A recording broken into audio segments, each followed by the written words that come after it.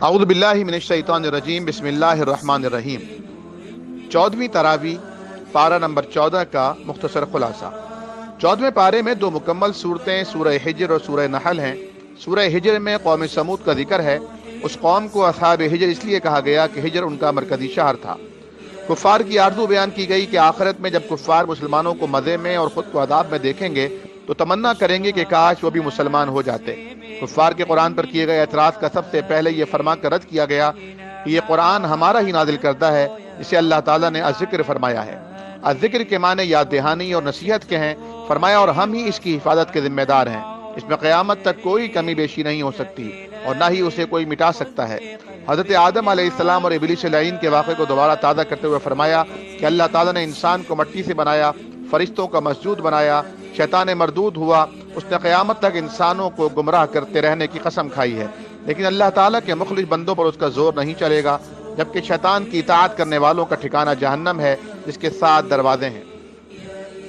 اہل جنت مومنوں کے حوالے سے خوشخبری دی گئی کہ بشر ہونے کے ناطے دنیا کے رنجشوں کو جنت میں پہنچنے پر دل سے نکال دیا جائے گا۔ سورہ ہود میں بیان شدہ سیدنا ابراہیم اور سیدنا لوط علیہ السلام کے پاس آنے والے فرشتوں کا تذکرہ اس سورہ مبارکہ میں بھی ہوا۔ حضرت ابراہیم علیہ السلام کو فرشتوں نے آ کر بیٹے کی خوشخبری دی۔ اس وقت ان کی اہلیہ بہت بوڑھی تھیں، بظاہر یہ ولادت کی عمر نہ تھی، اس لیے آپ کو بیٹے کی خوشخبری سن کر خوشی بھی ہوئی اور تعجب بھی ہوا۔ فرشتوں نے کہا ہم آپ کو سچی خوشخبری سنا رہے ہیں، آپ مایوس نہ ہوں۔ آپ نے فرمایا کہ اللہ کی رحمت سے مایوس ہونا تو صرف گمراہوں کا کام ہے۔ فرشتے حضرت ابراہیم علیہ السلام کو خوشخبری سنا کر حضرت لوط علیہ السلام کی خدمت میں حاضر ہوئے اور ان سے درخواست کی کہ آپ اپنے گھر والوں کو ساتھ لے کر رات ہی کو اس بستی سے نکل جائیے، کیونکہ آپ کی بستی والے گناہوں کی سرکشی میں اتنے آگے نکل گئے ہیں کہ اللہ تعالیٰ نے ان کے ناپاک وجود سے زمین کو پاک کرنے کا فیصلہ کر لیا ہے۔ ان لوگوں کی جڑ صبح صبح ہوتے ہی کاٹ دی جائے گی۔ ان کے بعد اصحاب الحجر یعنی قوم سمود کا ذکر ہے۔ یہ لوگ تعمیرات کے اس قدر ماہر تھے کہ پہاڑوں کو تراش کر اپنے گھر بناتے، لیکن یہ لوگ بھی ظلم اور زیادتی کی راہ پر چل نکلے تھے اور بار بار سمجھانے کے باوجود بت پرستی کو چھوڑنے کے لیے آمادہ و تیار نہ ہو رہے تھے۔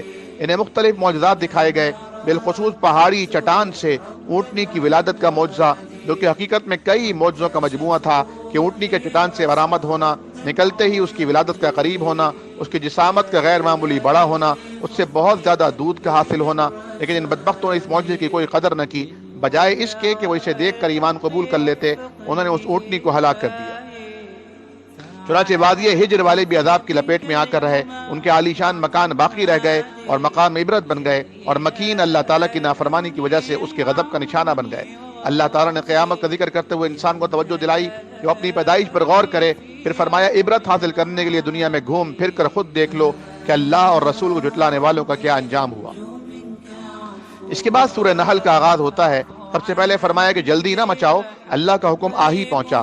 پھر اللہ تعالیٰ کی توحید کا بیان ہوا کہ اللہ تعالیٰ نے زمین کو فرش اور آسمان کو چھت بنایا، انسان کو نطفے سے پیدا کیا، چوپائے پیدا کیے، ان میں مختلف منافع بھی ہے اور وہ اپنے مالک کے لیے فخر و جمال کا باعث بھی ہوتے ہیں۔ گھوڑے، خچر اور گدھے پیدا کیے جو بار برداری کے کام آتے ہیں اور ان میں رونق اور زینت بھی ہوتی ہے۔ بارش وہی برساتا ہے، پھر اس بارش سے زیتون، کھجور، انگور اور دوسرے بہت سارے میوجات اور غلے وہی پیدا کرتا ہے۔ رات اور دن، سورج اور چاند کو اسی نے انسان کی خدمت میں لگا رکھا ہے۔ دریاؤں سے تازہ گوشت اور زیور وہی مہیا کرتا ہے۔ سمندر میں جہاز اور کشتیاں اسی کے حکم سے رواں دواں ہیں۔ اگر اللہ کی نعمتوں کو شمار کرنا چاہو تو شمار نہیں کر سکتے۔